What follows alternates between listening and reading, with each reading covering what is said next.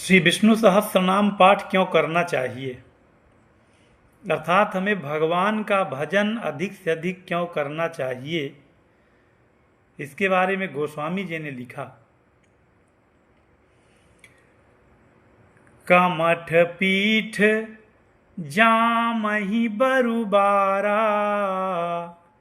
बंध्या सुत बरु काहू ही मारा। अर्थात कछुए की पीठ पर भले ही बाल उग आवें, कछुए का पीठ पत्थर के समान होता है, उस पर भले ही बाल उग आवें, बांझ का पुत्र भले ही किसी को मार डाले, ये दोनों असंभव हैं। इसलिए उन्होंने उदाहरण दिया और आगे दिया, फूल ही नभ बरु बहुविधि फूला। अर्थात आकाश में भले ही अनेकों प्रकार के फूल खिल उठें, जीवन लाह सुख हरि प्रतिकूला, परंतु श्रीहरि से विमुख होकर जीव सुख नहीं प्राप्त कर सकता। इतने उदाहरण देने के बाद गोस्वामी जी ने बताया कि जीवन लाह सुख हरि प्रतिकूला। दूसरा उदाहरण फिर उन्होंने दिया, त्रिषा जाई बरु मृग जल पाना, बरु जामहि सस शीस बिसाना।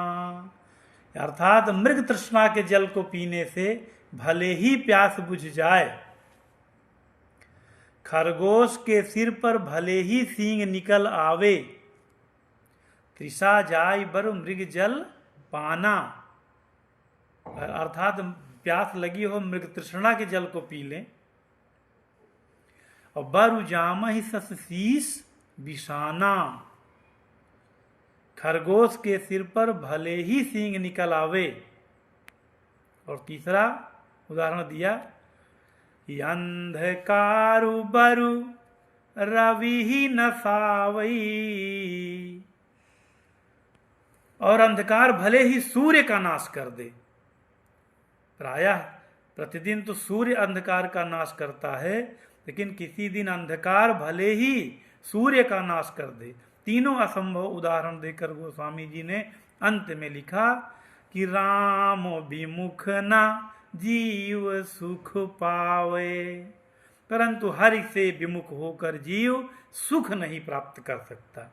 इसलिए हमें श्री विष्णु सहस्त्रनाम स्तोत्र का पाठ निरंतर करते रहना चाहिए और भगवान के दिव्य 1000 नाम जपते रहने चाहिए। एक उदाहरण और दिया गोस्वामी जी ने, हिमते अनल प्रगट बरु होई। अर्थात बर्फ से भले ही अग्नि प्रकट हो जाए, यह भी असंभव उदाहरण है।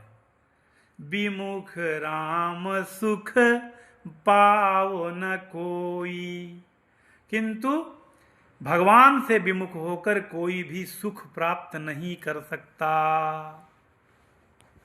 फिर गोस्वामी जी ने लिखा कि बारी मथे घृत होई, बरु सिकता ते बरु तेल। अर्थात जल को मथने से भले ही घी उत्पन्न हो जाए, जल को मथने से भले ही घी उत्पन्न हो जाए, और बालू को पेरने से भले ही तेल निकल आवे, बिनु हरि भजन न भव तरिये, यह सिद्धांत अपेल। बारी मथे घृत होई, बरु सिकता ते बरु तेल, बिनु हरि भजन न भव तरिये, यह सिद्धांत अपेल। किंतु बिना भगवान के भजन के यह भवसागर पार कर जाएंगे यह सिद्धांत अटल नहीं कर सकते। इसलिए भगवान श्री विष्णु सहस्त्र नाम स्तोत्र का 1000 नामों से हमें पाठ करते रहना चाहिए। और प्रभु की शक्ति के बारे में बताया कि विष्णु सहस्त्र नाम का पाठ करके भगवान विष्णु से हम क्या क्या करवा सकते हैं और भगवान विष्णु क्या क्या करने में समर्थ हैं। प्रभु मच्छर को ब्रह्मा कर सकते हैं और ब्रह्मा को मच्छर से भी तुच्छ बना सकते हैं। ऐसा विचार कर चतुर पुरुष गोस्वामी जी ने उस सभी विष्णु सहस्त्र नाम पाठ करने वाले भगवत भक्तों को चतुर कहा, रावण को मंदमती कहा। सब संदेह त्याग कर श्री राम जी को ही भजते हैं। मस कही करई बिरंची प्रभु अजहि मसकते हीन। अस विचार तजी संशय रामई भजहि प्रवीण। ऐसा श्लोक, ऐसा चौपाई श्री रामचरितमानस में कहकर गोस्वामी जी ने भगवत भक्ति को और प्रबल किया और हमें प्रेरित किया कि हम श्री विष्णु सहस्त्रनाम स्तोत्र का पाठ ऐसे ही करते रहें। कई बार श्री रामचरितमानस में गोस्वामी जी ने भगवत भजन करने वालों को बुद्धिमान कहा और भगवत भजन न करने वालों को, वो चाहे कोई भी हो, त्रिलोकी विजयी रावण हो या मेघनाथ हो, जिन्होंने भगवान का भजन नहीं किया उन्हें महामंदमति कहा, भगवत विमुखों को। इसलिए भगवान का भजन आंख मूंद कर करते रहिए और आनंद लेते रहिए। चौपाई एक बार फिर से मैं लय से गाकर सुनाता हूं, जो चौपाइयां भी आपको अर्थ सहित बताई। कमठ पीष्ट जामहि बरुबारा, बंध्यासुत बरु काहू ही मारा। फूलहि नभ बरु बहुविधि फूला, जीवन लाह सुख हरि प्रतिकूला। त्रिषा जाई बरु मृग जल पाना, बरु जामहि सस शीस सबिषाना। अंधकारु बरु रवि न सावई, राम विमुख न जीव सुख पावई।